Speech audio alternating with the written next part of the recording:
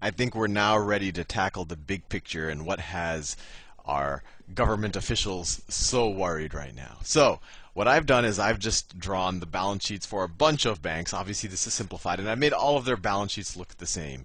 All of these banks, each of these kind of represents the balance sheets of a bank. And just to explain it, the left-hand side of this balance sheet, so this column right here, and maybe I can, at least for this first bank, I can mark it a little bit. So what I'm squaring off in magenta, let me do it a little thicker. What I'm squaring off there, that's the assets of that bank.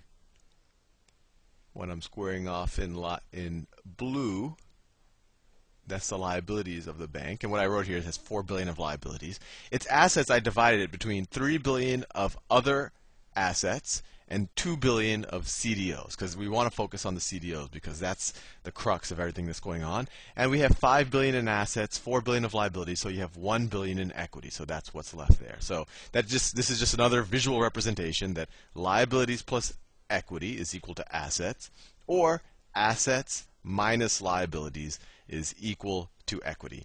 And I've just sort of copied and pasted this one balance sheet a bunch of times. I don't know how much, whether we're going to use all of those, but let's just assume, for simplicity, that a ton of banks in the system have this identical balance sheet. Obviously, they don't have an identical balance sheet, but they all of their balance sheets might have kind of the similar properties where the part representing the CDO, and I'm doing this isn't always the case. Different banks have different exposures to CDOs. Some of them have a lot, some of them a little bit. Some of them are valuing them more conservatively than others. But just for the sake of simplicity, I've just made all of the banks in a situation where the book value of the CDOs that they have on their balance sheet, it's larger than their equity value.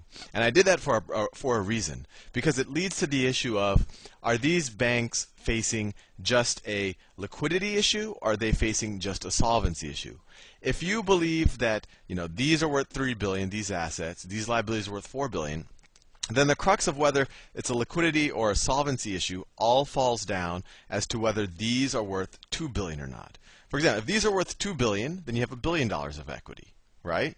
If these are worth $1.5 billion, well, maybe they're being a little optimistic here, but you'll still have $0.5 billion of equity. So you're still solvent, right?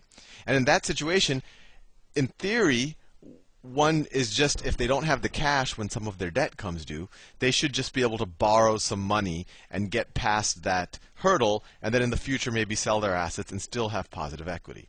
However, if the true value of those CDOs, and this is kind of a philosophical question, what's the true value of anything? And the best thing that we as humans have been able to come up with is a market for, the market value tends to be the best representation of the true value of something.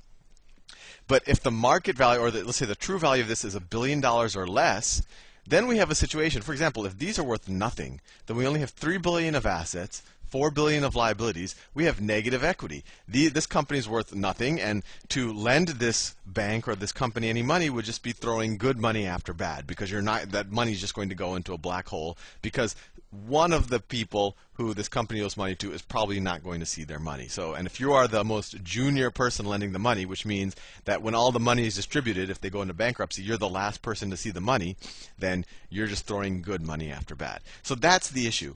But I want you to see the big picture now, because if it was just an issue with one bank, it wouldn't be a big deal. If it was just Bear Stearns, or if it was just Lehman Brothers, not a big deal. Let the greedy bankers go bankrupt, and they probably are doing just fine with the bonuses they've collected after sourcing these CDOs for the past 8 years or 5 years or however long.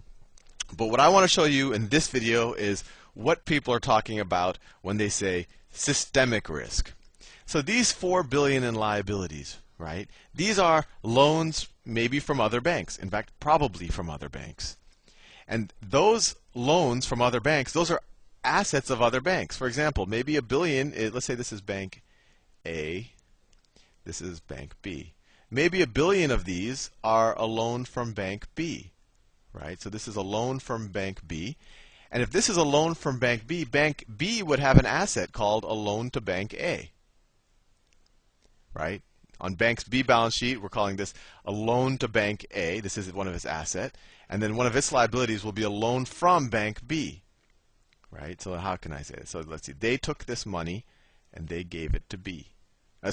B had money, gave it to A as form of a loan, right? And so that cash ended up here, and that they got an asset called loan to bank A. And this is a liability loan from bank B. And then they might have taken that money, and they might have lent it to bank, I don't know, bank C down here. I think you're starting to see how this gets pretty hairy very fast, right? So let's say that Bank A, one of its $3 billion in assets, let's say it is a loan. Let me do that in a different color. It has a loan to Bank C, right? So it gave money to Bank C. And so on Bank C's balance sheet, it'll say loan from Bank A. Or so we owe A $1 billion, right?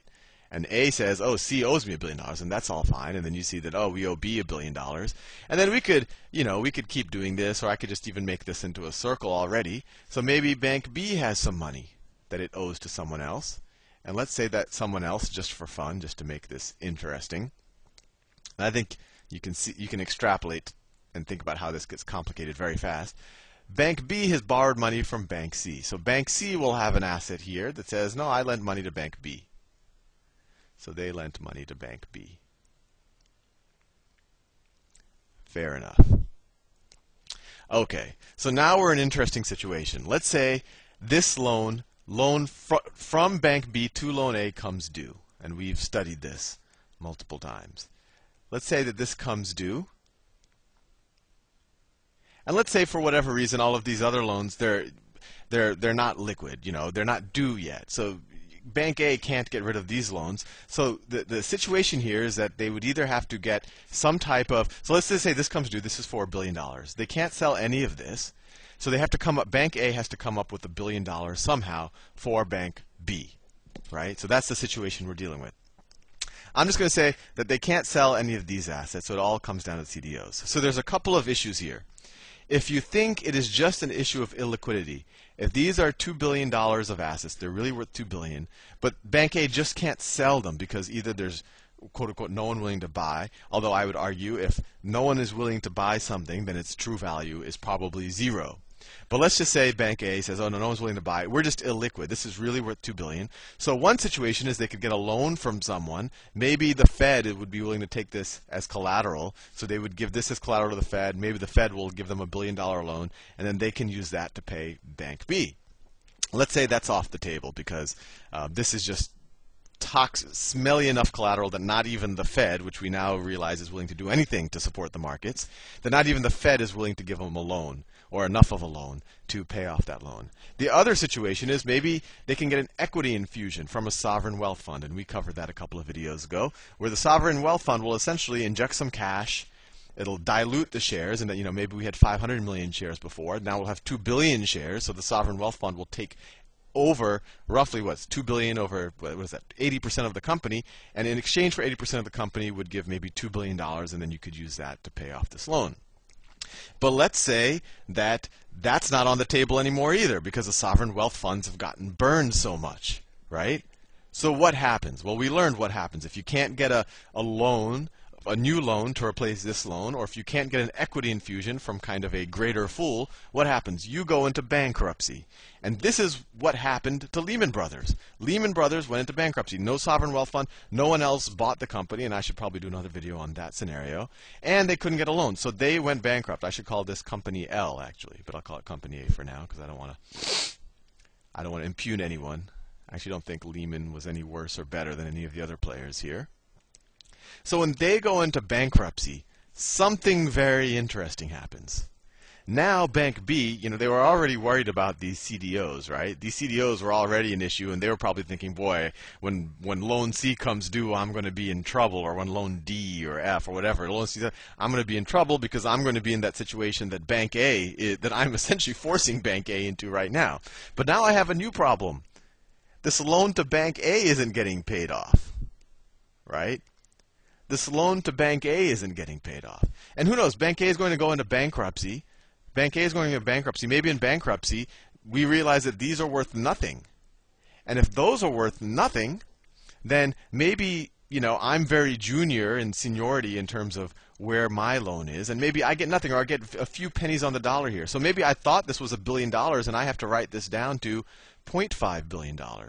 So now I have two problems. I have this, and I have this. And once again, this is a non-liquid loan, right? This isn't Bank A is in bankruptcy, and if I wanted to somehow get the value of this, I have to wait for all of Bank A's assets to go into liquidation, and then I would have to, whatever assets I get, I would have to sell it. So this is kind of a frozen asset. So once again, I'm stuck holding this non-liquid asset. So now I have this non-liquid asset that's probably not worth what I thought it was, which was a loan to A.